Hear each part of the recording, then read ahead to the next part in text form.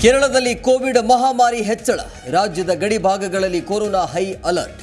ನಾಳೆ ಕೇಂದ್ರ ಸಚಿವರೊಂದಿಗೆ ರಾಜ್ಯ ಸಚಿವರ ಮೀಟಿಂಗ್.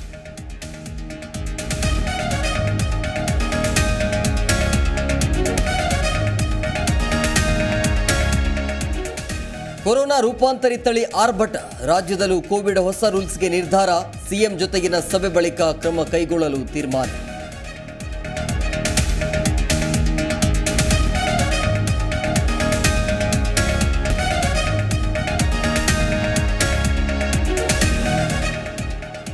ಸಂಸತ್ತಿಗೆ ದುಷ್ಕರ್ಮಿಗಳು ನುಗ್ಗಿದ ಪ್ರಕರಣ. 2ನೇ ದಿನವೂ ಮನೋರಂಜನ್ ಪೋಷಕರ ವಿಚಾರಣೆ.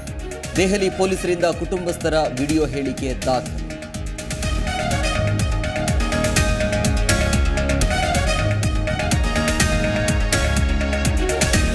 ಸಾವಿರದ 1989ರ ದಾಖಲೆ ಮುರಿದ ಸಂಸದರ ಅಮಾನತು ಕ್ರಮ. ಲೋಕಸಭೆಯಲ್ಲಿ 141 ಸಂಸದರ ಸಸ್ಪೆಂಡ್ ಆದೇಶ. ಅಮಿತ್ ಶಾ ವಿರುದ್ಧ ಘೋಷಣೆ ಕೂಗಿ ವಿಪಕ್ಷಗಳ ಪ್ರೊಟೆಸ್ಟ್.